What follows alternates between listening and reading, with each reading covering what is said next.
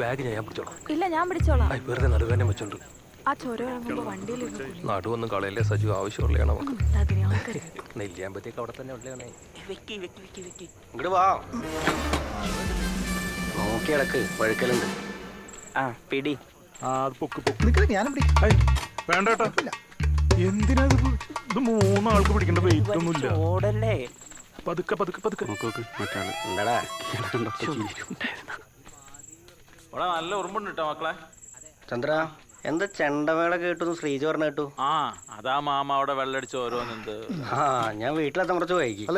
Suspension കേസൊക്കെ അതൊക്കെ ആൾക്കാർ വെറുതെ പറഞ്ഞിട്ടുണ്ടാക്കണോ?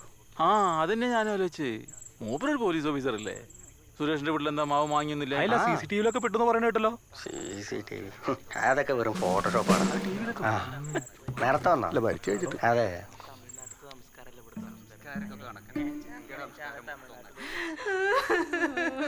അച്ഛാ, മോളെ നിന്റെ അപ്പൂപ്പൻ പോയടി. നിന്റെ കടകവള അവിടെടി. അതൊക്കെ അവിടെ ഉണ്ട്. തൊള്ളപ്പ് എങ്ങനെയുണ്ട്? ഓ വലിയ മാറ്റമൊന്നുമില്ല. ഞങ്ങൾ നെല്ലിയാമ്പതിക്ക് പോകാൻ ഇറങ്ങിയൊന്നും പുള്ളിക്കാരിക്ക് ഇഷ്ടപ്പെട്ടിട്ടില്ല. നീ മൈൻഡ് ചെയ്യണ്ടടി. നീ വല്ലതും കഴിച്ചിട്ടാണോടി വന്ന്? ഇറങ്ങുമ്പോ സുനിയന്റെ ഷവർമ വാങ്ങിച്ചു തന്നായിരുന്നു. ഓനെ നോക്കടാ.